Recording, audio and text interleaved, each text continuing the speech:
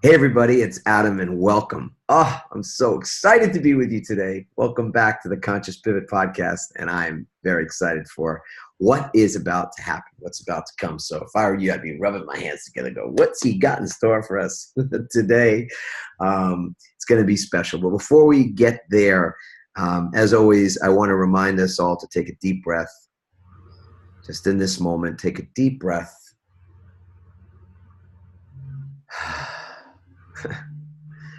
And realize how blessed we are. I mean, my goodness, could we be any more blessed? I get to be speaking on a podcast and spending time with a beautiful soul that I'll introduce in just a moment.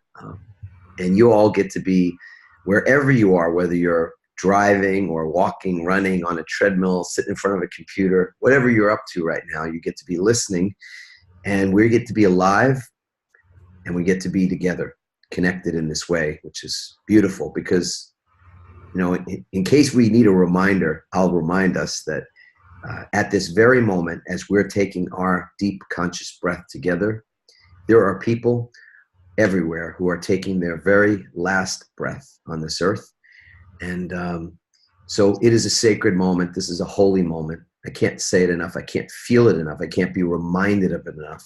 And it is a blessing and an honor to be able to remind everybody else as often as I get to of the same thing. So I'm so happy to be here. I feel so grateful. And I also feel so blessed to have Daniel Gutierrez with us today. And as you guys know, I don't introduce anybody. I love to ask this question.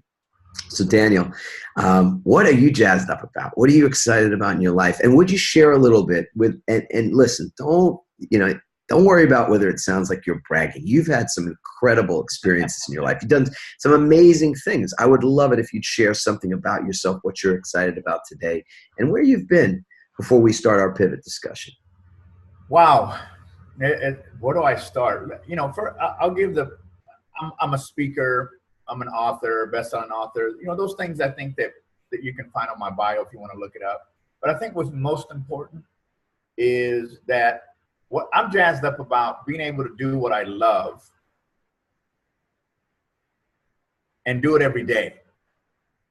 And what I mean by that is that I'm not going to work and doing something that I'm getting paid for to justify an end. I'm not doing what that bumper says, I owe, so off to work I go.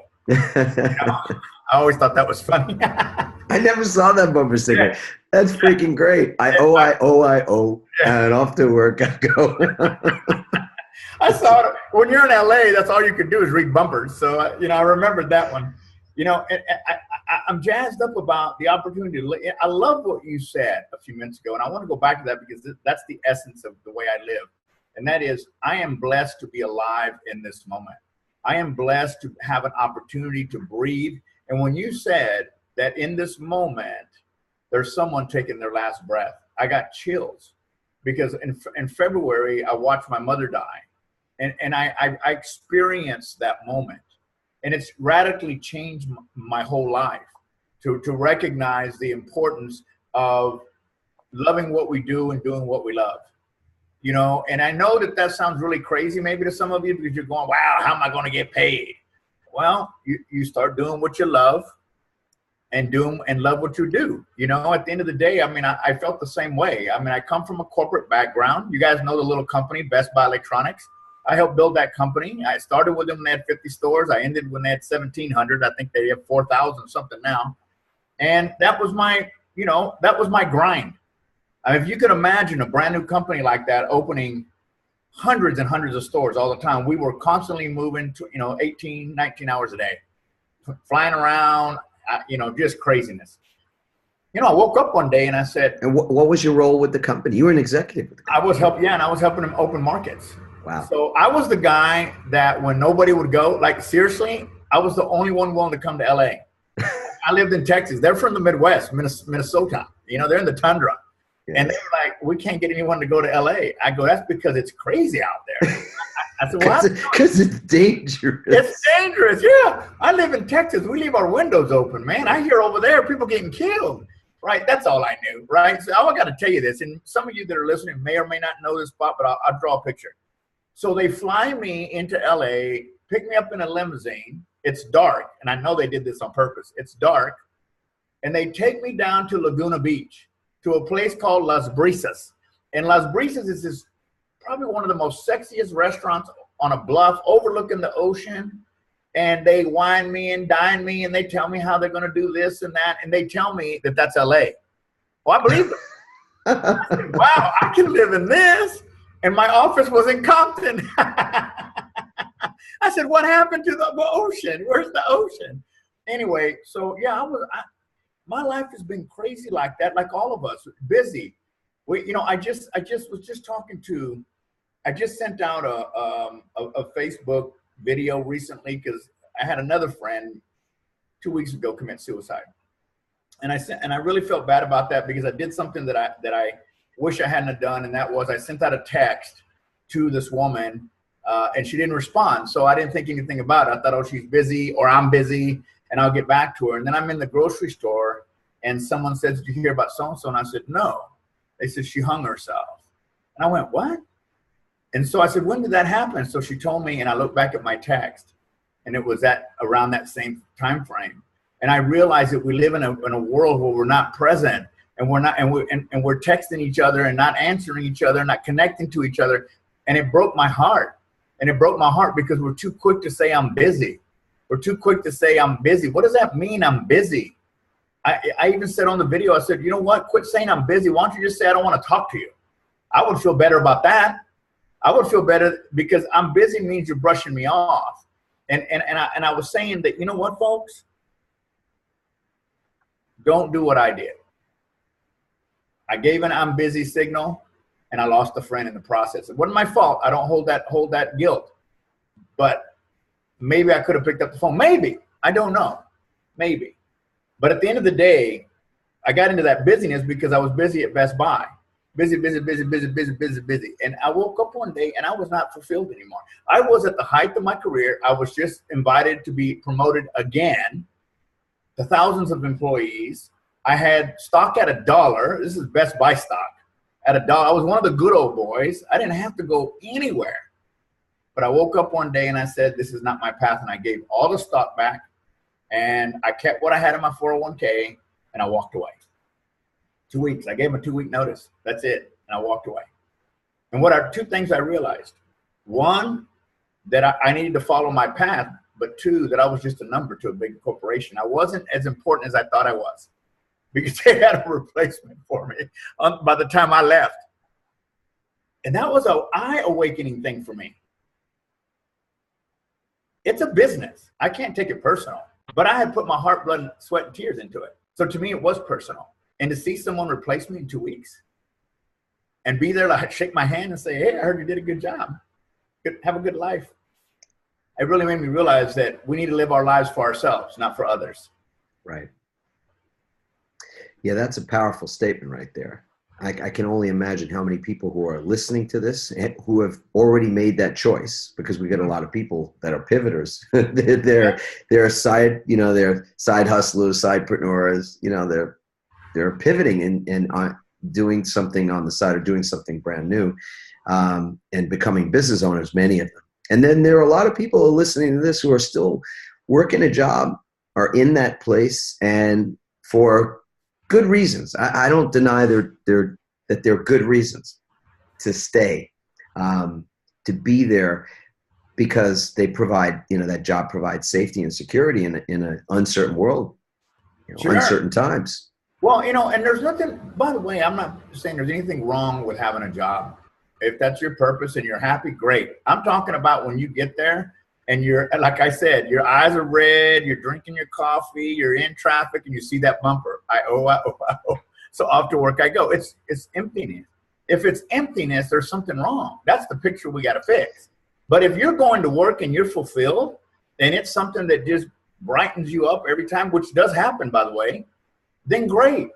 Then the practice of what we're going to be talking today is about finding peace and tranquility in that spot. Exactly. It's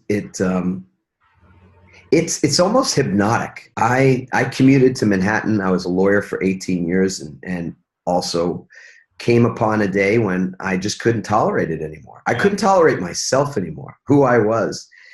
It was too painful to look in the mirror and to look away. And so ultimately it just, got to that place where it said, I won't trade my soul for money anymore. I had traded a lot of my soul away for dollars in the process, which is, my dirty little secret. But in any event, it's that liberation moment is powerful. And so, like Henry David Thoreau said or wrote years ago, everywhere people lead lives of quiet desperation. Quiet desperation. And I just, let's not be quiet about it. That's why we do this podcast. That's why we, got involved with the book and trainings and things. And I know you're committed to very similar things. You and I are simpatico on so many levels. I just don't want to be quiet about it. Like, if you want to be desperate, be loud about it. Say, I am desperate. I mean, I'm desperately attached to security, to what is known, to safety. And at least then we're being honest about it. So I am not happy. I'm not as happy as I could be. I am on some level suffering, and but I'm not blind to it. And I'm not going quietly, because you get that choice to go along quietly or to be loud and obstreperous about it. And then I feel like if you are loud and obstreperous, at some point your own true self, that courageous warrior that's inside of you will not take that shit anymore. You just go, I'm done. Hello? I'm done. And you did the same thing, and you've been involved in politics. You've had a very, very career of experiences. I mean, I don't know if you want to share any of those with us.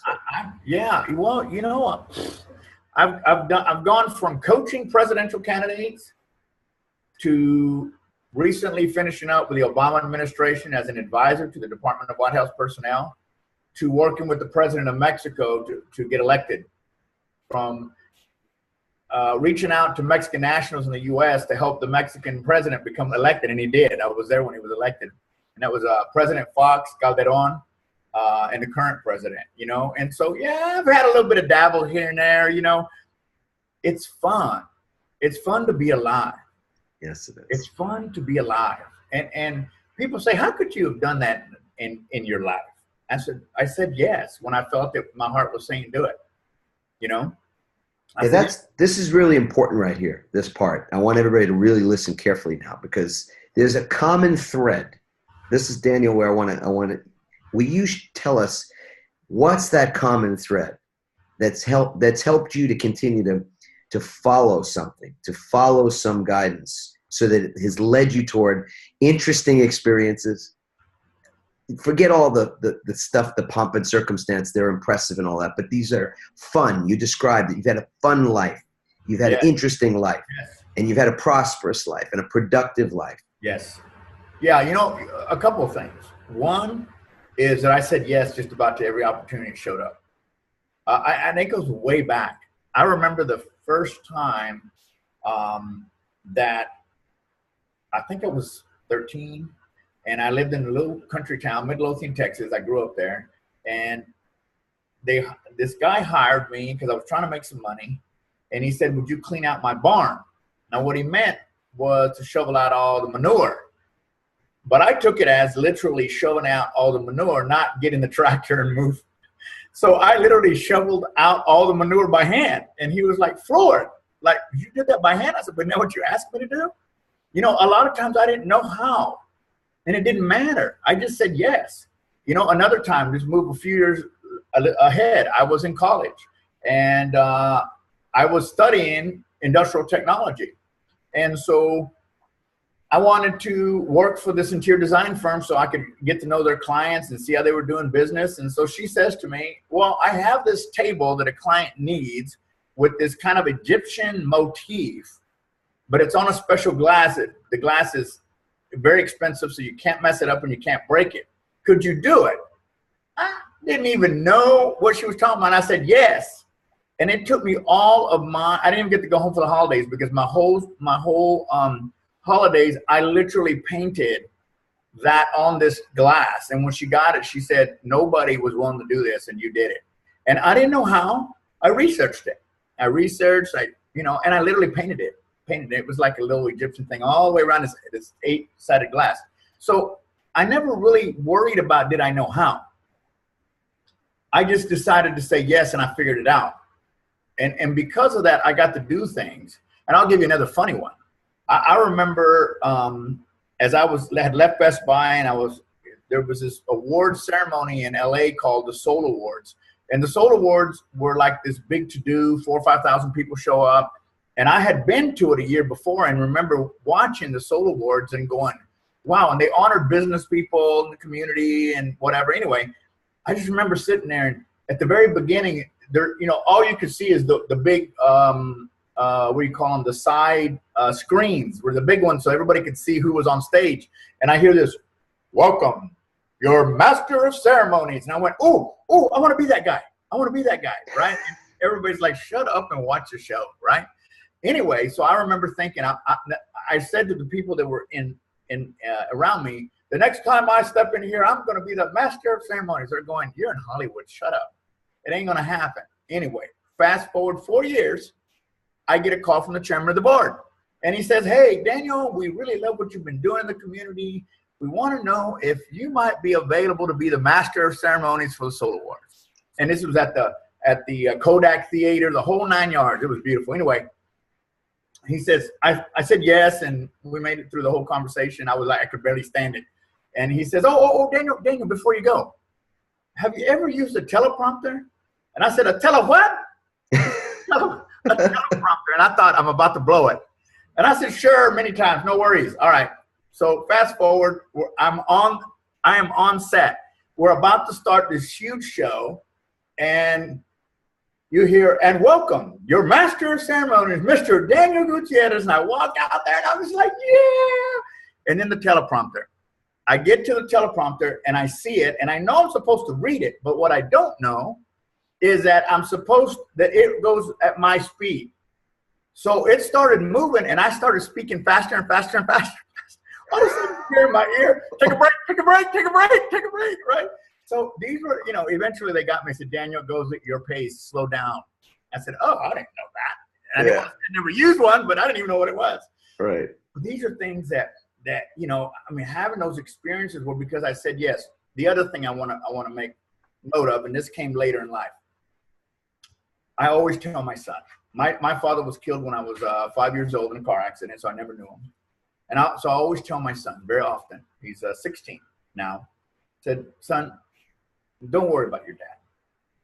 Your dad has lived an incredible life. No matter what happens and when it happens, I'm good. I'm really good. If tomorrow was my last day on earth, I would be absolutely excited that I got to do what I did. Because for all practical purposes, I shouldn't have even had the opportunities. I said, so don't worry about dad. And the reason I say that is because I've made peace with death and I made peace with life. And I'm good with both of them. And I can live every day knowing that no matter what the day holds, like you said at the very beginning, that this breath I'm taking right now is sacred. And I'm good with that. And I think those two things, saying yes and being okay and not fearing death. I mean, there's one thing that we definitely know, that everything comes to an end, either by death or separation. So if we know that through death or separation, everything comes to an end, what do we have to worry about? And I think that's where my willingness to say yes came from, is that I was just willing to say, hey, what have I got to lose? Wow. How has that informed your current work? Because I know you are, you have a new book coming out, or you have a writing project. I'm not sure if it's in big book format. So I'd love to hear more about that, as well as mindfulness. And, there's a lot of people interested in mindfulness these days. It's gotten into fad, it seems like, I just picked up a copy of Time magazine. Mindfulness is on the cover. Wow. Right? Yes. And I'm Say no more. Yeah, and I'm looking at this and a little bit of a concern about that. But, today, I'm writing a book, and the working title of the book is Radical Mindfulness. Now, let me share with you what I mean by that. For those of you that maybe have a practice already, you might say, I already know that. Okay, well, that's fine. Here's my concern with the flavor of the month mindfulness that we're seeing out in the world today. We're seeing it on TV. We're seeing it in commercials. We're even seeing it in sitcoms.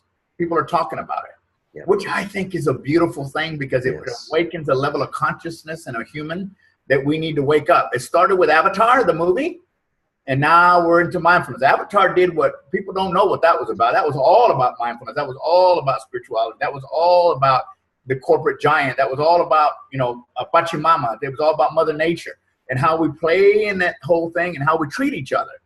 Now we come today is mindfulness. Well, my work today is around mindfulness. What I do today, and that's just why when you said earlier, why am I excited? What excites me is it's everything I do. I don't go to work at Best Buy and I work on mindfulness. That's what I used to do. Today I work as a practitioner of mindfulness, and I am what I teach. And that's what makes it so exciting. I don't have to put on a veil and become someone else because that's what I'm getting paid to do. Between 9 and 5. Between 9 and 5, this is who I am, and it's time. So mindfulness. Mindfulness is the practice of being still, being present. There's many ways to get there. Many ways to get there. Some say yoga. Some say meditation. Some say taking a walk. You could be mindful eating. Mindfulness is a broad range of things. It's a practice. The problem with it is that if I go do yoga for 30 minutes or an hour, and I leave there, and I get on the freeway, and all of a sudden I'm flipping off the guy next to me, that's not very mindful. It's not. It's not even a practice. I thought about it. I flipped him off on purpose. On purpose, that's right. There was nothing that wasn't conscious about it. I was entirely conscious when I flipped that dude the bird. He cut me off, for crying out loud. Exactly. He had it coming. Yeah, he had it coming, right? This is what I'm talking about, right? And we're all human. We all fall into that. Sometimes I get on the LA freeway, and before I know it, I'm laughing at myself. I'm not going to sit here and tell you I'm perfect. But radical mindfulness is the practice of mindfulness on a moment-by-moment basis, set toward an intentionality followed by commitment. So that when you're in the middle, listen, if the practice of mindfulness is to get present, and you call whatever you do a practice, and you get stressed out for whatever reason, the boss comes in, the wife comes in, the traffic, the kids, and you lose it, you have no practice. The practice of mindfulness is to be radically mindful and be still before you act. It can be seconds, folks. I'm not talking about you got to get in a white robe. You don't have to hang. You don't have to do like me and you and have our head shaved. You don't have to join an ashram. You don't have to. You don't have to go sit on a mountainside. You don't have to do any of these things. No. It's just about, being mindful in the moment, being present in the moment. And I call it radical because radical is what it takes to do it moment by moment. And even if, let's say throughout your day, you got 50% of it done, you did, the benefits are crazy. The benefits of being able to stay centered is bigger, which is what I'm teaching corporate today. I'm not gonna ask you to go sit on a mountain, do what I did or do what I do, which I do 3 times a year, 4 times a year. I want you to learn to be mindful. And you know this, being in Manhattan, in the middle of Manhattan. I want you to take 60 seconds and take that stressed out cubicle and make it a place of a sanctuary of peace and tranquility just by closing your eyes.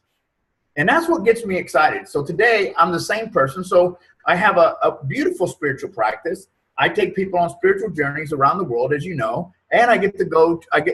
I'm speaking at Carnegie Hall later next year. Actually, it was going to be next month, but next year on mindfulness. I'm working with corporate on mindfulness. I'm teaching people in the mountains mindfulness. Wow, isn't that beautiful? Everything's in alignment. Now, let me say this before anyone gets all crazy and thinks, "Oh, he's perfect." No, I'm not perfect. I'm far from perfect, right? I'm far from perfect.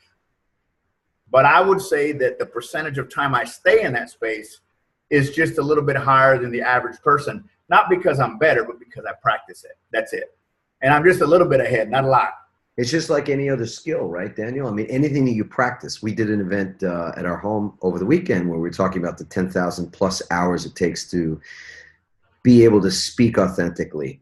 Yeah. And all that kind of thing, and deliver content in a way that is very empowering and real. And that's not something you learn overnight. That's not a seminar. That's not a 3-day thing. It's a commitment.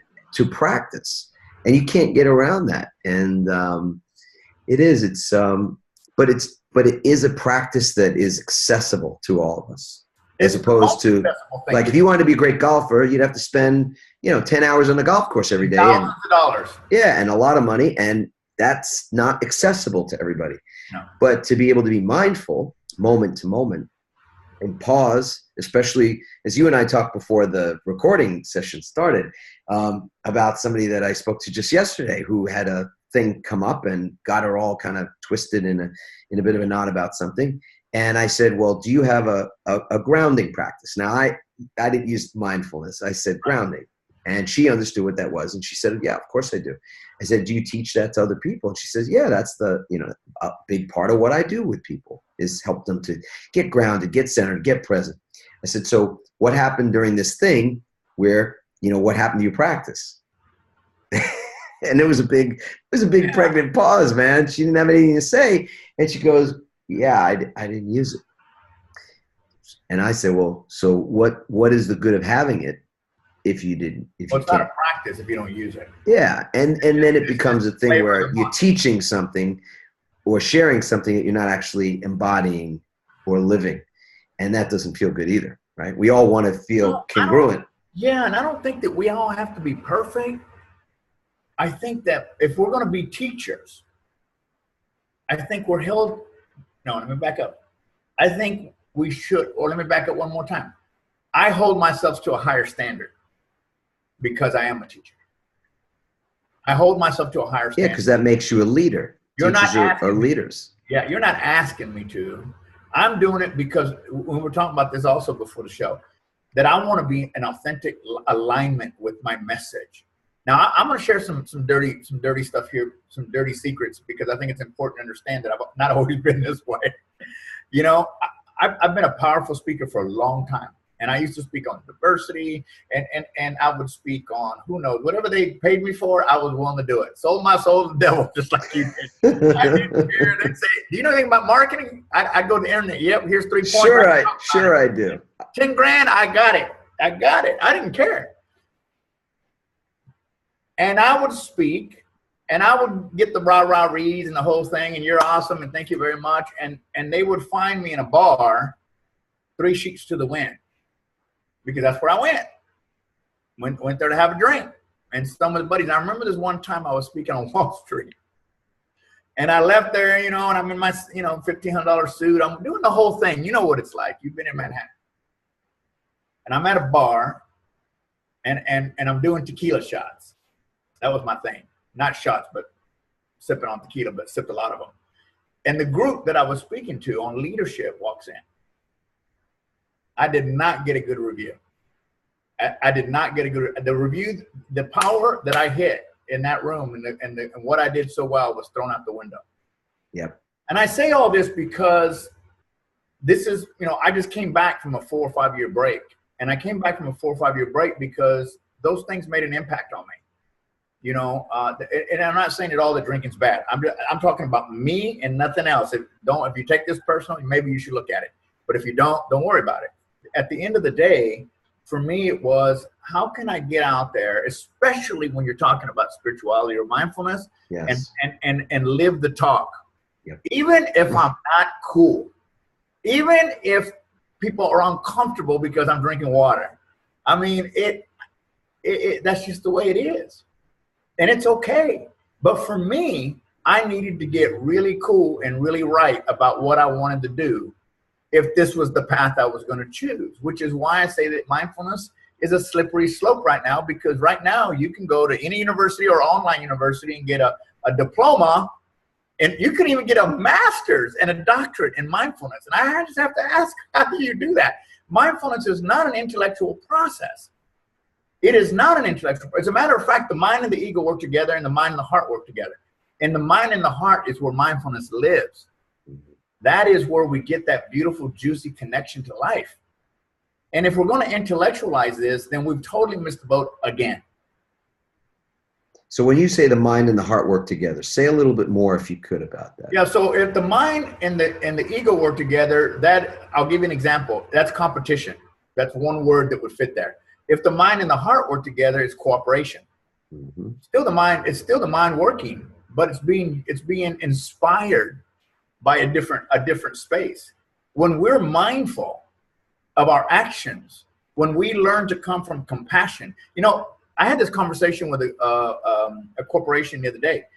We have been told in the corporate space, and I don't care if it's lawyers or retail or whatever, that soft skills are not needed. Soft skills are not things. And soft skills, by the way, for those of you who don't know what that means, is anything to do with emotions, feelings, intuition. I mean, that stuff was not accepted in the corporate space. So peace, love, compassion, understanding, forgiveness, forget it. That's not useful. Well, they're changing their mind now because they're recognizing that those things, those soft skills which live in the heart, need to be brought to the forefront in order for the human experience to be able to validate itself and to prosper and produce. That's the way we're designed. We've done the mechanical thing, and we got nowhere. We almost destroyed ourselves. So at the end of the day, that's what I mean, the mind and the heart. So when the mind and the heart get together, then your thought process, your intuition, your thought process, your conscious mind and your super subconscious mind are trained to come from peace, love, compassion, and understanding, not competition. Not to say competition's bad, but if and I'm about to say something probably gonna hit home for a lot of people. But when competition's at the price of your own soul, at the price of your own beingness, it eventually pay the price. Someone's gonna pay the price, and we end up paying the price eventually because we always pay the price. Yeah, we can't keep it up. No, right? They did that study at Yale of 100 rich people, like crazy, stupid rich, on their deathbed, and there was one person or two that disagreed. But the study showed that they asked them, "What would you like? What would you want more of?" Time, love, family, friends, and it wasn't money. It wasn't money. It wasn't more prestige. It wasn't another thing on the wall. None of that. And so that I look at those things, and in my life, because like you, I'm well accomplished. I've got plaques out the yin yang. I got awards. But if you look at all that stuff and you sold your soul to get it, it doesn't feel good. As a matter of fact, in my office, it's not even hanging anymore because I said, let's put new stuff up. Mm-hmm. Let's see if you can do the same thing, but from heart-based thinking rather than how you got there. Right? That's a challenge for me until the day I die. For me, it's about how much good can you do. And if someone does recognize you, not that I'm looking for it, then you can be proud that they acknowledge the work you did. But until then, just keep doing your work. Yes. Right. Well, we refer to it sometimes as working in heart space. I'm working on a book on that topic, heart space, and it is a path, and it's a minute to minute, moment by moment. Last night I was delivering an online training, and I was quoting from a book by Osho from years and years ago, and I love Osho. It was a book on courage and living courageously, and he said in that book, I believe, that you can forgive every moment. And I thought, man, because forgiveness is so important, letting go and forgiveness. And the idea that you can forgive every moment has the opportunity for forgiveness. It's, and that is, again, a mindfulness moment. A practice. Yes, it's a practice. Exactly. And even with the woman I was talking about earlier, where, she had a tool available to her and didn't use it. Well, great, because now she has the keener understanding, having felt the pain, having felt the suffering of not utilizing a tool that was available. Now, next time, she gets to make a different choice. Sometimes we make the same choices again and again, right? Well, sometimes we get it. Yeah, until we get it, till we've suffered enough on some level. But this Daniel, it's so fascinating. This topic. And I agree. I think, when things become popular, it's a bit of a double-edged sword because we want the consciousness to be there. We want people to be hip to it and want to do it and want to, kind of get into it. And yet we don't want it to become like a Disney version of it or something. Right. And I don't want to throw Disney under the bus because they do such a beautiful job, but this sort of franchised version of it that is. I think that's what my work's all about, because I'm not looking to evangelize the world. Right. It's not proselytizing right. to tell people or share with people the benefits of being present and giving yourself access to your heart to think. Yeah. In a moment before you flip somebody the bird, or you allow your mind to go to the dark side of, Sure. all the what ifs or the fears or the doubts and worries and things that, or the, regret from yesterday or fear about tomorrow. Well, you know what's interesting? If we go back to earlier in the conversation, let's go back to the car thing, the flipping someone off or getting upset, or they deserve it, they cut out in front of me. Damn, their whole family, right? Someone asked me, so Daniel, what do I do when that happens? Do you expect me to start meditating? I said, no. I said, quite honestly, try this the next time that is about to happen. They go, okay, let off the gas.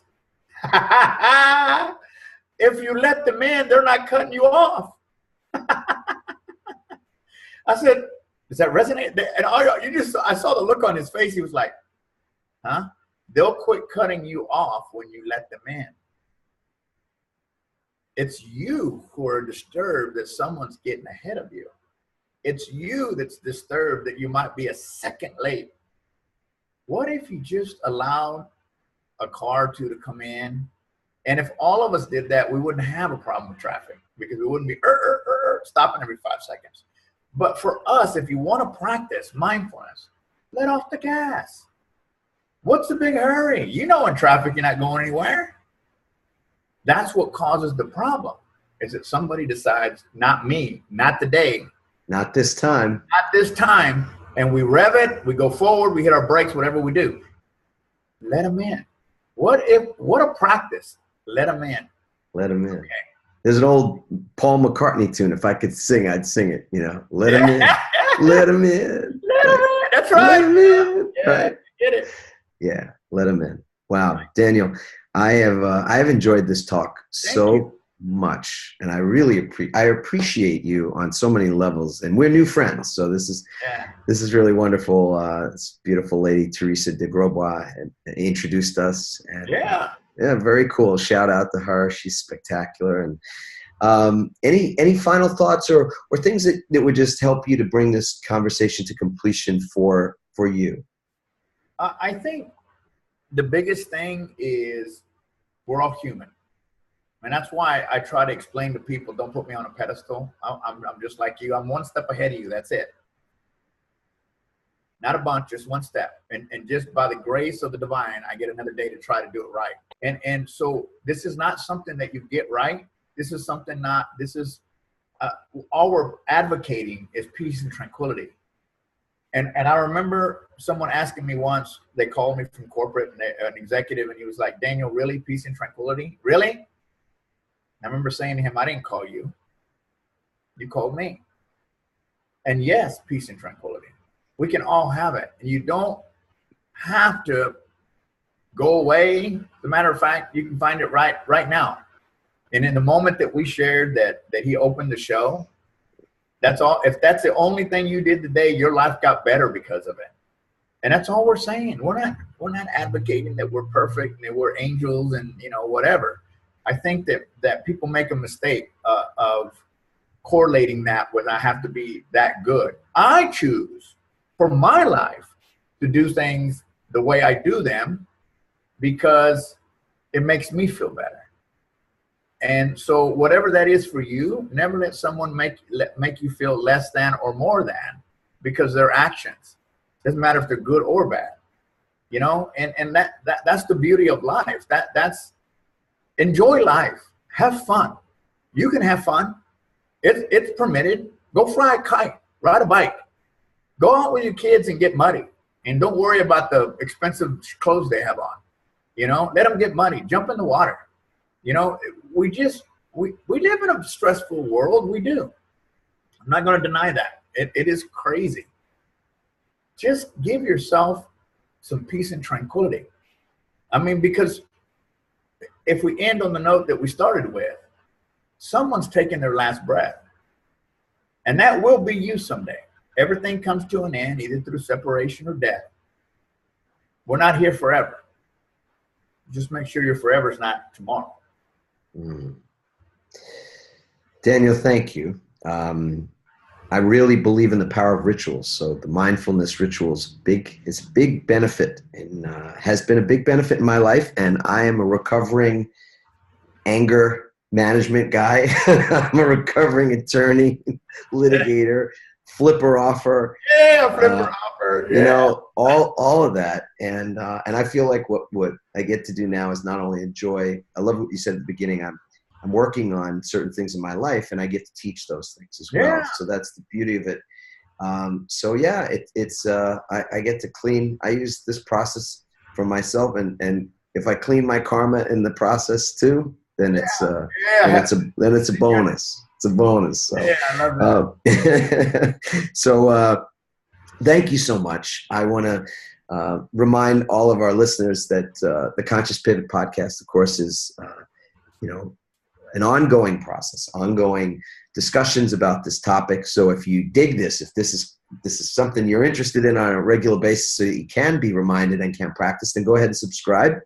You can check us out at Start My Pivot as well. The community on Facebook is Start My Pivot, or you can go to pivotfb.com. That gets you right into the group, right into the community. We vet that group, so don't expect to be in right away. But for the most part, everybody that wants to be in is usually the right person to be in any event. So love the time that we've spent together, and give you one final ritual practice as a reminder to bookend how we began this podcast, which is in gratitude. So tomorrow, I wish for all of you, if I take out my magic wand, I'm going to wave my magic wand, it will be that you will wake up tomorrow, that you will wake up, that we will wake up just a little bit more even than we are today. So both literally and figuratively, that we wake ourselves up and wake up our consciousness. And in that moment where we are taking our first breath, our first sacred breath of the day, the acknowledgement that there will be people in that moment taking their last breath, that you can be grateful for whatever it is that you've got in your life, whether it's stuff that's challenging or it's things that are really a blessing. You can be grateful right then, grateful for anything and everything in that moment. So wake up. That's part one. Be grateful. That's part two. And if you're inclined to stand up, put your feet on the floor, or just declare from your bed even, arms up in the air, hands on your heart, however you want to do it. I love my life. I love my life. I love my life.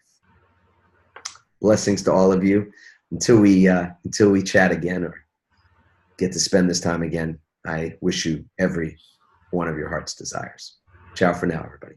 Bye-bye.